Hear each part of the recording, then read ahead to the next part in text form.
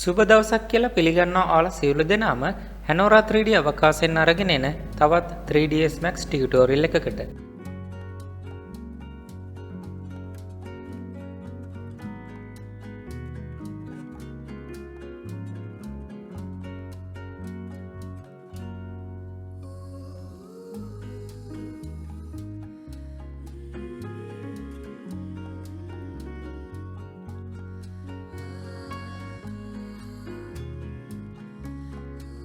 හොඳයි මේ විදිහට අපි ඔබ්ජෙක්ට් දෙකක් එකිනෙකට ප්‍රෝබූලියන් කරාට පස්සේ අපිට බලා ගන්න පුළුවන් මෙන්න මේ එජ් එකට අදාළව vertices count එක ගත්තොත් ඒකේ අනවශ්‍ය vertices ගොඩාක් ක්‍රියේට් වෙලා තියෙනවා.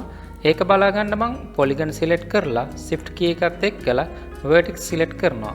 ඊට පස්සේ අපිට මේ වටේ තියෙන එජ් එකට අදාළ සේරම vertices ටික select කරලා පෙන්නනවා. මෙතන vertices count එක 131ක් විදිහට බලා ගන්න පුළුවන්. ඉතින් අපිට පුළුවන් මේ create වෙලා තියෙන අනවශ්‍ය vertices ටික අයින් කරගන්න rapid tools clean up rapid mesh clean up කියන එකට ගිහිල්ලා මෙතන find mid edge vertices කියන එක දීලා අනවශ්‍ය vertices ටික select කරලා ඒ ටික අපිට backspace එකකින් අයින් කරගන්න පුළුවන්.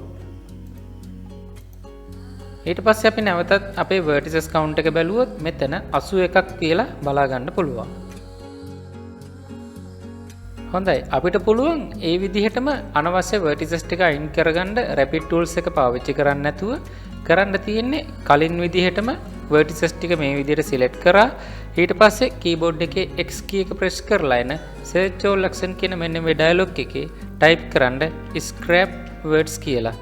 ඊට පස්සේ මෙන්න මේ command එක දුන්නාට පස්සේ ඔයාලට බලා ගන්න පුළුවන් අපේ අනවශ්‍ය vertices ටික අයින් වෙලා මෙතන vertices count එක 81ක් කියලා පෙන්නනවා.